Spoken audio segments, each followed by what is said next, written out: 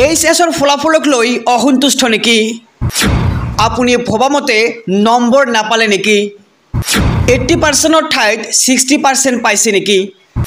যদি নম্বৰ লৈ সন্তুষ্ট নহয়, চাওক এই প্ৰতিবেদন। এছবি অসম মিডিয়াই দিব A to Z তথ্য। নমস্কাৰ, আজি ঘোষণা কৰা হৈছে 2025 বৰ্ষৰ উচ্চতৰ মাধ্যমিকৰ চূড়ান্ত পৰীক্ষাৰ ফলাফল। যিসকলে এই ফলাফলত উত্তীৰ্ণ হৈছে তেওঁলোকৰ ৰিজাল্টক লৈ অসন্তুষ্ট নেকি? যদি অসন্তুষ্ট, চাওক এই প্ৰতিবেদন। এইচএছ ৰিজাল্টক লৈ সন্তুষ্ট নহয় নেকি আপুনি?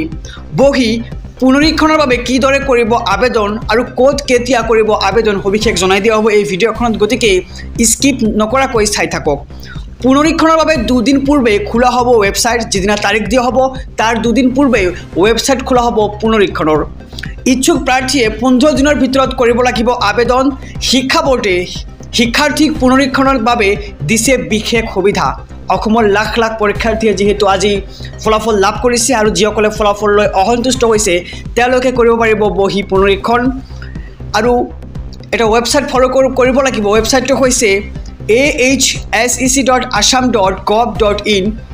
আপোনালোকে এই ৱেবছাইটত কৰিব লাগিব আবেদন। কিদৰে কৰিব আবেদন সবিশেষ জনাই দিম। আবেদনৰ পিছত ইমেইল যোগে লাভ কৰিব আপুনি উত্তৰ বহি। গতিকে সেই আবেদনত আপোনালোকে এটা ইমেইল দিব লাগিব আৰু এই ইমেইল যোগে লাভ কৰিব আপোনালোকৰ উত্তৰ বহি। পুনৰীক্ষণৰ ফলাফল দিয়াৰ 30 দিনৰ ভিতৰত সংগ্ৰহ কৰিব লাগিব মাৰ্কশ্বিট আৰু চাৰ্টিফিকেট। এটা বিশেষ বাৰ্তা যে আপোনালোকে পুনৰীক্ষণৰ ফলাফল দিয়াৰ 30 দিনৰ ভিতৰত সংগ্ৰহ কৰিব লাগিব নিজৰ মাৰ্কশ্বিট আৰু চাৰ্টিফিকেটখন। লিখিত পৰীক্ষাৰ প্ৰতিটো বিষয়ৰ বাবে আদায় দিব লাগিব 500 টকা। আৰু এটা বিশেষ বাৰ্তা যে আপোনালোকে যদিহে বহি পুনৰীক্ষণ কৰিব বিচাৰে তেন্তে লিখিত পৰীক্ষাৰ প্ৰতিটো বিষয়ৰ বাবে আপুনি আদায় দিব লাগিব 500 টকা।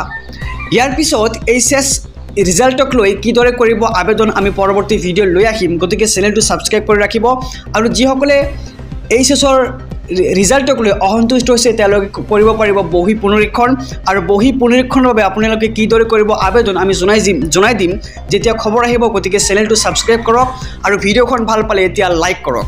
পুনৰীক্ষণৰ বাবে 2 দিন পূৰ্বে খোলা হ'ব ৱেবছাইট। ইচ্ছুক প্ৰাৰ্থীয়ে 15 দিনৰ ভিতৰত কৰিব লাগিব আবেদন। শিক্ষা বোৰ্ডে পৰীক্ষাৰ্থীক পুনৰীক্ষণৰ বাবে দিছে বিশেষ সুবিধা। ahsec.assam.gov.in ৱেবছাইটত কৰিব পাৰিব বহি পুনৰীক্ষণৰ বাবে আবেদন আৰু আবেদনৰ পিছতেই ইমেইল যোগে লাভ কৰিব উত্তৰ বহি। আৰু পুনৰীক্ষণৰ ফলাফল দিয়াৰ 30 দিনৰ ভিতৰত সংগ্ৰহ কৰিব লাগিব নিজৰ মাৰ্কশ্বিট আৰু চাৰ্টিফিকেটখন। লিখিত পৰীক্ষাৰ প্ৰতিটো বিষয়ৰ বাবে আদায় দিব লাগিব আপুনি 500 টকা। আৰু যিসকলে এই পুনৰীক্ষণ কৰিব বিচাৰে তেওঁলোকে 500 টকা আদায় দিব লাগিব। গতিকে আজিৰ ভিডিঅ' ইমানেই। আমি জনাই দিম যেতিয়া খবৰ আহিব যে আপোনালোকে কেনেদৰে ক'ত কৰিব লাগিব বহি পুনৰীক্ষণ।